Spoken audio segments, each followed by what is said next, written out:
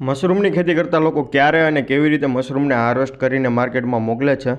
નમસ્કાર મિત્રો, મારું નામ રોકડ સિદ્ધાર્થ. હું તમને એના વિશે માહિતી આપીશ. સૌપ્રથમ જોઈએ તો કેવા લક્ષણો દેખાય ત્યારે ઓયસ્ટર મશરૂમ મેચ્યોર થાય છે. મોટાભાગે તે તેની સાઇઝ અને આકાર ઉપરથી નક્કી થતું હોય છે. કાચા મશરૂમની ટોપની કિનારીની જે ધાર હોય એ નીચે તરફ વળેલી હોય અને જાડી હોય.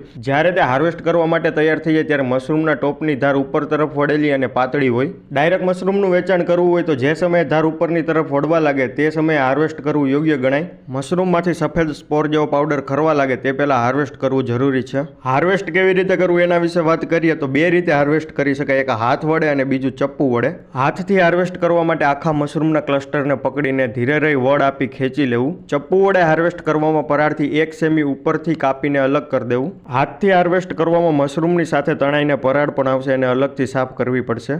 બની શકે તો મશરૂમને એક જગ્યાએથી કે એક બેગ પરથી એક સાથે ઉતારી લેવું, જેનાથી નવી જે પાછી ફૂટ આવે એ એક સાથે આવે. મશરૂમને માર્કેટમાં મોકલવા માટે ઉતારવાનો બેસ્ટ સમય સવારના 4 થી 5 નો છે. તે સમયે ઉતારી પેકિંગ કરીને માર્કેટમાં મોકલી દેવાનું, જેનાથી મશરૂમ તાજું પણ રહે અને તે સમયે ગરમી પણ ઓછી હોય. મશરૂમનું પેકેજિંગ કેવી રીતે કરવું, માર્કેટ કેવી રીતે ગોતવું તેના વિશે વાત હું નેક્સ્ટ વિડીયોમાં કરીશ. જો તમને આ વિડીયો સારો લાગે તો વિડીયોને લાઇક કરીને મશરૂમની ખેતી શીખવા માંગતા લોકો સુધી શેર કરજો. તમે પણ આ સફરમાં જોડાયેલા રહેજો. આભાર.